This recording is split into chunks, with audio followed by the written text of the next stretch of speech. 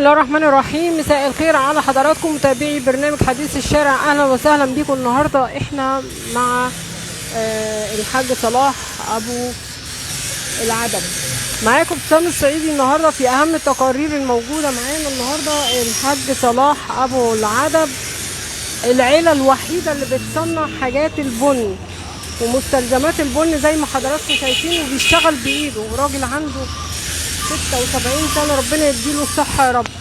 مساء الخير، السلام عليكم. معلش نبطل نصرف شوية. ازي حضرتك؟ عرفنا بنفسك يا حاج صلاح. عرفنا بنفسك كده. حاج صلاح ابو العدب. اهلا وسهلا. قول لنا بقى، انت بتشتغل هنا من سنين ولا ايه؟ دي احنا بنتورثها ابا عن جدا الشغله دي. يعني انا شايفه ان انت شغال بايديك لحد النهارده. انا عندي 76 سنه لغايه دلوقتي انا واقف بشتغل بايدي برضه. ربنا يديك الصحه يا رب. الله يخليك. عايزين نعرف بقى ازاي ان انت يعني بتجمع الحاجات دي ازاي، وبتعمل في الاخر المستلزمات بتاعتك. ما هي الشغله دي بتبتدي قطع وبعدين احنا بنجمعها. طبعا فيها خراطه وفيها الحام وفيها نيكل وفيها الكلام ده كله لغايه ما تتجمع منتج اخر. شغال بايدك ازاي؟ يعني انت ليه مثلا يعني ما تتكلش على الصناعيه او حاجه؟ ما في صناعيه، لا صناعيه شغاله. صناعيه شغاله. شغال بايدك لحد النهارده. ما برضه ايد على ايد تساعد، ايد على ايد تساعد. وبرضه احنا عندنا خبره برضه. الصنايعي ناقص في حاجه انت بتفهمه وانت بتوري له وانت بتاع. برضه الصنايعي خبرته قليله غيرك انت. واحكي لنا بقى اسرار المهنه دي من سنين كده. بقالها قد ايه؟ لا هي المهنه دي اساسا تركي.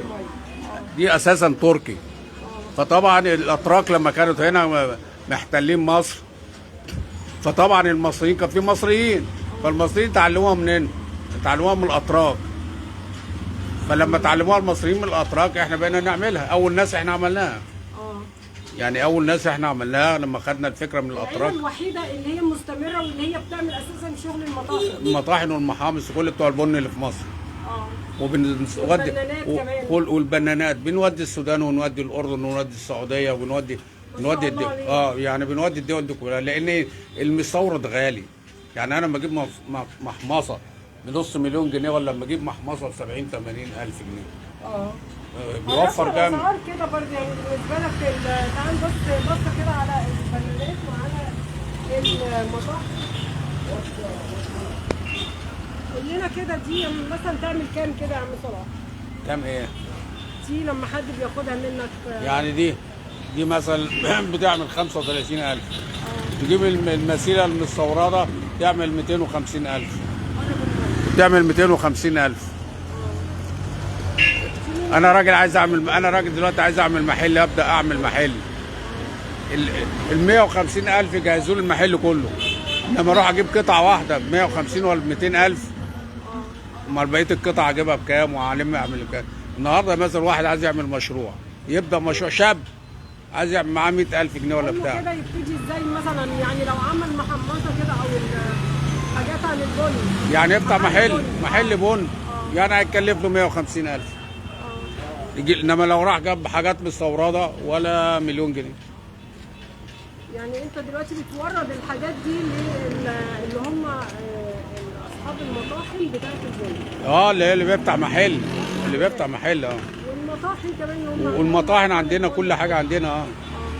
عندي تجهيزات المحل كله. قول لنا كده بقى، يعني انا شايفه في اسطوانات اهي.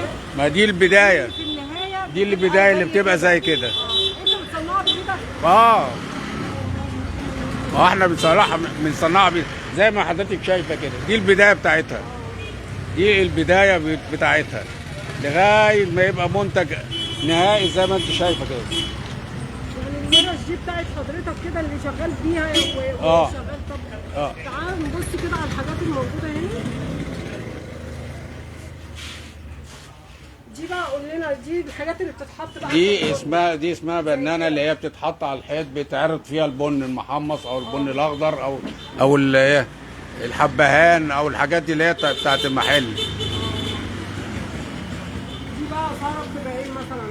بتبتدي مثلا من 800 ل 1000 و1100 1200 لغايه 1500. على حسب المقاس بتاعه والحجم بتاعها والخامه بتاعتها. قولي مش- بقى ليه يعني مش معاك ولادك مثلا؟ عندك اولاد؟ عندي كام واحد؟ عندي بنتين ولدين. ما شاء الله ربنا يخليهم لك. الولاد مش معاك هنا؟ لا لا، كل واحد بقى فاتح مشروع لوحده. انت اتورثتها من امتى الشغلانه دي؟ من صغري، يعني احنا الشغله دي ابا عن جدا. يعني انا كام سنة يعني تقريباً؟ انا جدي اتورثها من ابوه، ابويا اتورثها من جدي. انا والدي مات عنده 107 سنه و7. انا اتورثتها من ايه؟ من ابويا. احنا كنا 9 اخوات هنا في المحلات دي. اه كل واحد فتح عمل مشروع لنفسه وبتاع. انا اللي وقفت عشان اسم والدي وعشان الصنعه ما تنقرضش. فوقفت انا في المحلات دي ودورتها وشغلتها. انت خايف بقى يعني لا قدر الله بعد عمر طويل يا عم صلاح ان انت لو حصل لك حاجه لا قدر الله يعني ان ممكن محل ما يتفتحش لان مش هنلاقي هم حد برضو ولادي مش مش هنلاقي حد ما زيك. عندهمش الخبره الكافيه. وانا كان نفسي ومنعيني واحد من ولادي يقف جنبي. اه عايز خامات يروح يجيب، عايز ده يروح يجيب، يعرف اللي ايه الشغله محتاجه ايه. انما دلوقتي ما يعرفش. ممكن الصنايعي يقرفوا يتعبوا لانه مش عارف، غشيم. يعني نقول ان الشغله دي من 150 سنه؟ من ايام ما كانت الاتراك هنا.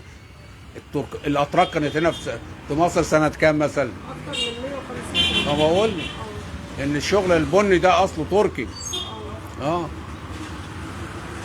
دي تعتبر شغله برضو من الاثريات الموجوده في مصر اللي هي من قديم الزمن ومحدش بس بيعمل اتطورت. الشغل ده غير حضرتك. بس العيلة اتطورت. الاول ما كانش فيه. الاول كانت الطواحين مثلا مؤاخذه. اول بدايه المطاحن كانت الطواحين بتشتغل يدوي. وكانت مؤاخذه بتشتغل بدواره حمار. فالتطوير بقت ايه؟ بمواتير. بقت حاجه نزلت بقت احدث. يعني ايه؟ كل ايه؟ لازم الدنيا تتطور زي العربيات كده، زي اي حاجه. انت تطورت مع العصر بقى. مع العصر. ما انا ما كنتش اتطور. مش الزبون اللي هيجي هيلاقي اللي بياخده النهارده بياخده بكره، اللي بياخده بكره بياخده بعض. هي مش هياخد. عايز حاجه تطور زي الملابس، زي مؤاخذه الاحذيه، زي الحاجات دي كلها لازم فيها تطور. انا لما انزل اشتري قميص النهارده اشتريت ده، انزل بكره اشتري هو لازم في تغير. حاجه ثانيه. بالنسبه لك هنا شايف صعوبه ايه مثلا؟ ايه اللي بيقابلك في الصعوبه هنا في الغلو. الغلو. وبالنسبه بقى للمعدات انت بتعملها بنفسك، في حاجه بتبقى صعبه عليك؟ لا، ما فيش حاجه صعبه لان انا خلاص يعني تمرست وعرفت كل حاجه. فما بس في حاجات تقيله صعب ان انت تشيلها. لا شيل. لا شيل. ما تشيلها وتحطها وتقطعها لا، الصنايعي اللي واقف بيشيل ويحط ويعمل انا بوجهه زي الدكتور اللي في الجامعه والطالب. الدكتور بيقول له كذا كذا، بيشرح له ده ويشرح له ده ويشرح له ده. في اي حاجه بيخش بيتدخل فيها. ربنا يديك الصحه يا ام صلاح. وعايزين نقول برضه يعني انت ما شاء الله يعني الشغل الجميل زي ما حضراتكم شايفين معانا. الشغل في منتهى الروعه. حاجات بيركب ليها المواتير. وقول لنا برضه الحاجات دي صعب قوي تركيبها يعني عشان تعملها في الورشه الصغيره دي. هو برضه لا، في مش بعملها كلها. برضه في خراط عند خراط. يعني في بعض حاجات عند الخراط. في سمكري بيعمل الحاجات. يعني مش انا بعمل المكون كله. المكون كذا واحد بيتدخلوا فيه، مش واحد بس. يعني 3 4 كل واحد بيعمل شغلانه وانا الاخر ايه؟ تجميع. بس انا الحاجات الصعبه دي بتاعت شغلتي انا. العيله الوحيده اللي بتعمل الحاجات دي؟ هي العيله الوحيده. ابو العدب. ابو العدب. يعني العيله دي الوحيده، ما فيش حد بينافسها من بره؟ في بينافسها بقى اللي هم مثلا ايه؟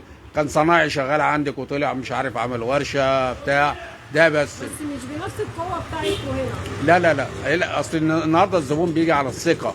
عايز الثقه. وثق فيا خلاص بيجي لي. لا، مهما هو ده يقول له ده يعد له بتاع ما فيهاش فيه ثقه. وبعدين في امانه. ما بيجي يتفق معايا على شغلانه بيستلم هي الشغلانه.